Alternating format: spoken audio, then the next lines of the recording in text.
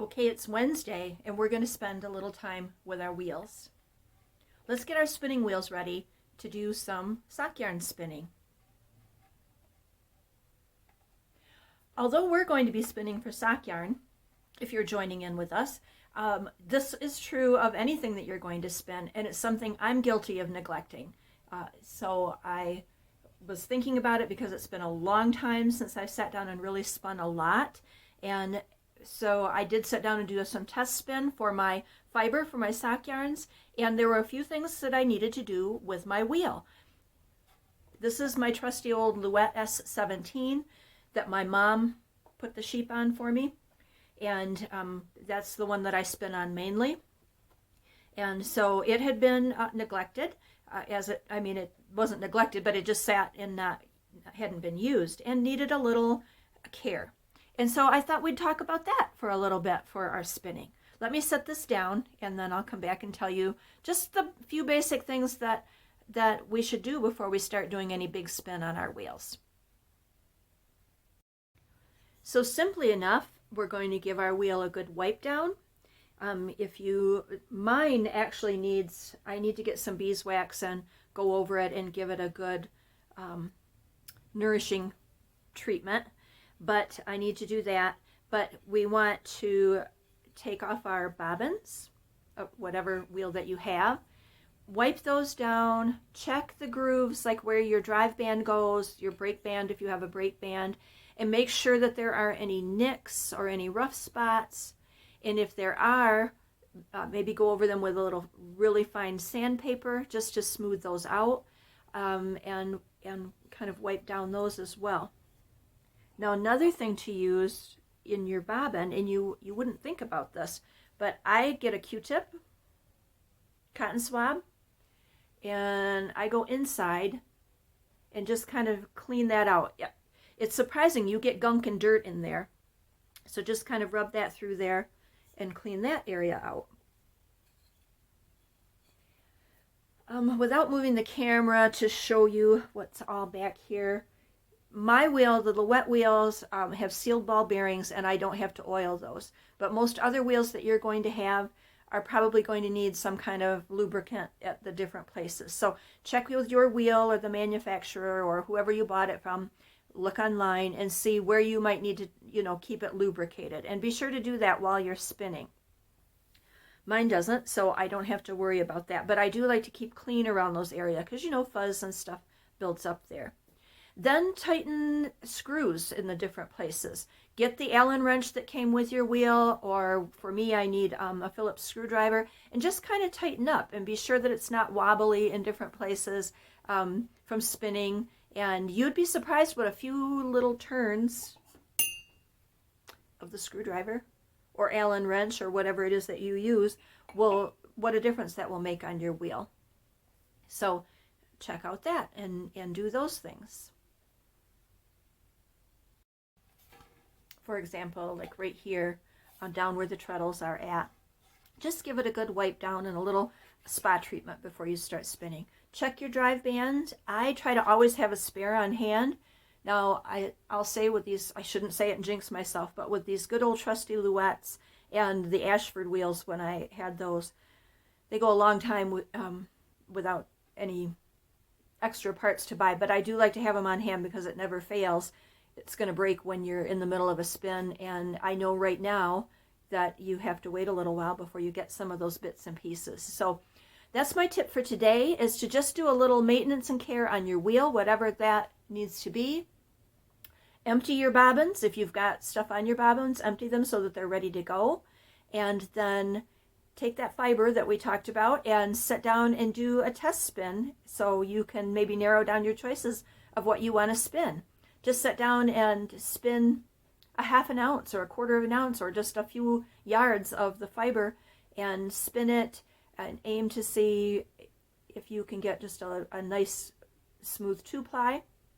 We'll talk about the difference between 2-plies and 3-plies when we talk about spinning, but that's the thing to do, another thing to do to get ready for Friday when we start our spin.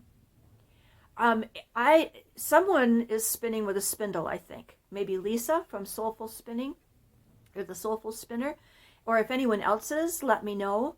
or if you're spinning on an electric wheel. I have an electric wheel, but I'm planning to use the Louette for this. So let me know if anybody's doing a spindle spin, because I don't know anything about it. I'm a total failure at spindle spinning. So any info that you might have for other people who might be spinning with a spindle, let us know. And I should have had the fireplace going, but it's been fairly warm here. And now the wind has kicked up and we're getting kind of a sleeting snow. So you might even hear the wind whistling in the chimney. So anyway, that's my tip for today. Give a little care to your wheel, whatever kind it might be. I'm really getting excited for Friday. How about you guys? Don't forget when you're working on that wheel, giving it a little spa treatment, a little makeover. Don't forget the bobbins. And don't forget the flyer and the flyer hooks.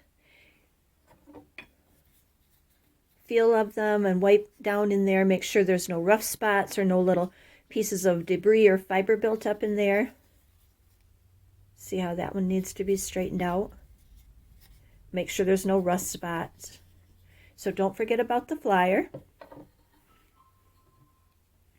And don't forget about your bobbin. Just another part of taking care of our spinning wheel.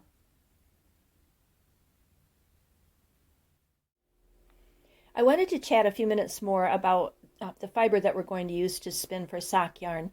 I've had a few questions about it, and so I thought I'd show you some of the things that I had pulled out of my stash to try to decide what I wanted to spin and make a few comments about that. Now, I've said a couple of times that you can spin whatever fiber you want to spin. Whatever you like, whatever you love, whatever is comfortable for you. If you love it, if it's something you raised or that came from a neighboring farm or that's from special stash, I find that you're going to find a way to use that. And after all, if we do this exercise in spinning and you end up with a yarn that doesn't work for socks, well, then we're just going to use it for something else. So don't stress about that too much. And this is just going to be a fun and a time of learning. Now, when I said any fiber, as long as it was predominantly wool, I meant that. But the important thing to consider is the preparation and the condition of the fiber. Now, like I said, my preference is roving, but if you are comfortable with spinning a bat or with spinning comb top, if that's what you like, then that's what you can use. It's just for me, I don't spin those as well, so that's why I like a roving. But that being said, not all rovings are created equal. And there's a few examples of that here that I can show you. So you want something that's probably got a good 4-inch staple length, 3.5 to 4.5, but 4 is nice. You want a crimpy fiber, I feel personally anyway. You want something with some give and some bounce and some stretch to it. The long, strong, silky fibers are nice, but they also don't tend to hold up as far as being baggy or stretching out and not stretching back. And for me personally, I find those a little bit slippery. Now, I also wanted to say here, I had made the comment that I don't like silk, or myself, I don't care for silk, mohair, or Surrey alpaca in my sock yarns. And I want to clarify that a little bit too. I don't mind having those in a sock yarn, in a commercial sock yarn. I think they're okay. But for me personally, I find those to be a little bit cold and a little bit harder to get a smooth spin on.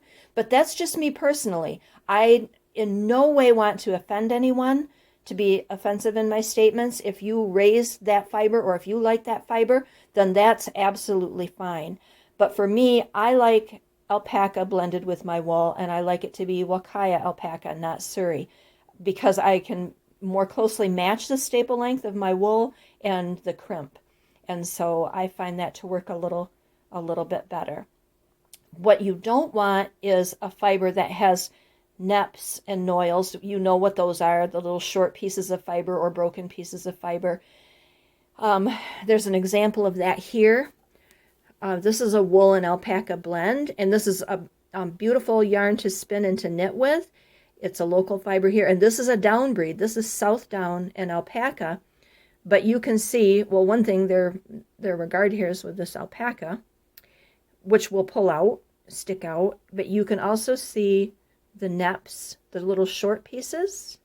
So probably, as happens often with downbreed, I know from experience, it's a lovely fiber to spin for socks, but you can end up with those weak tips, kind of crunchy tips, and they're going to break up in processing.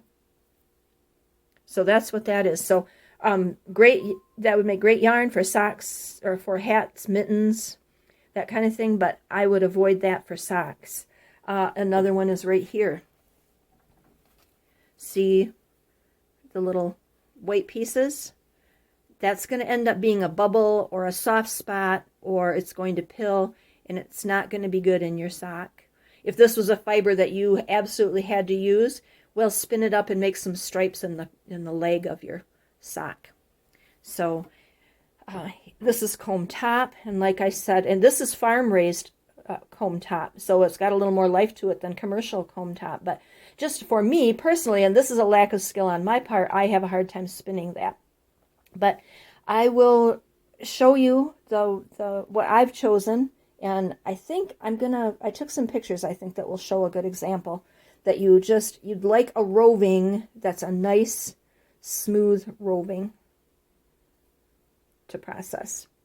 So I hope that answered some questions and gives you some ideas for what you might want to spin, or maybe what you've already selected.